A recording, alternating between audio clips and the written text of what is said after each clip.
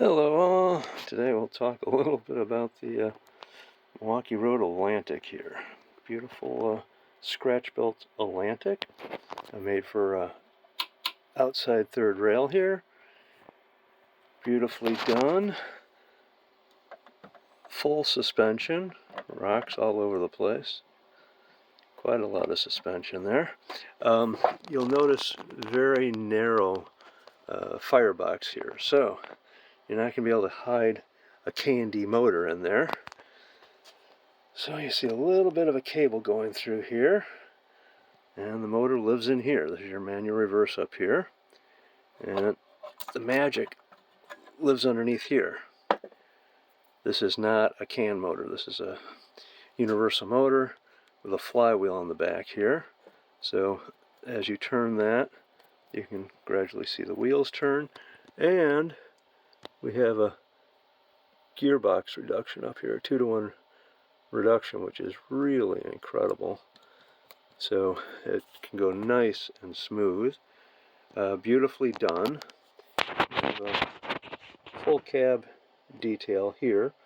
Don't know who built it. There was also a twin to it, a consolidation built by the same builder that I didn't get, but quite happy with this. It did come out of Connecticut, but don't know what a Milwaukee Road engine would be doing in Connecticut. And we're pulling some of the Chippewa cars. These are old Walthers cars, which weigh a ton. They have the Walthers interiors, which are lead, which take a standard Walthers car and triple it in weight because of all the lead interiors. These are nice old cars, probably from the late 30s, early 40s. But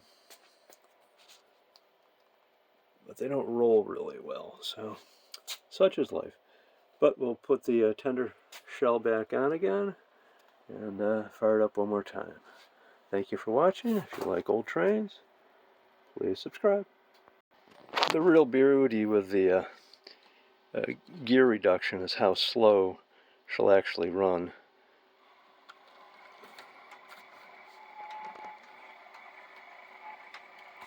So quite an impressive build.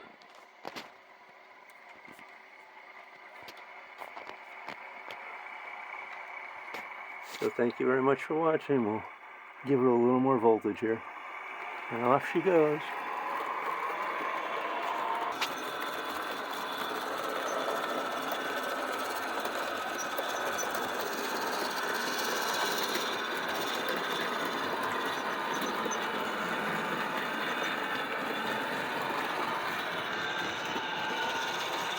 Thank you for watching.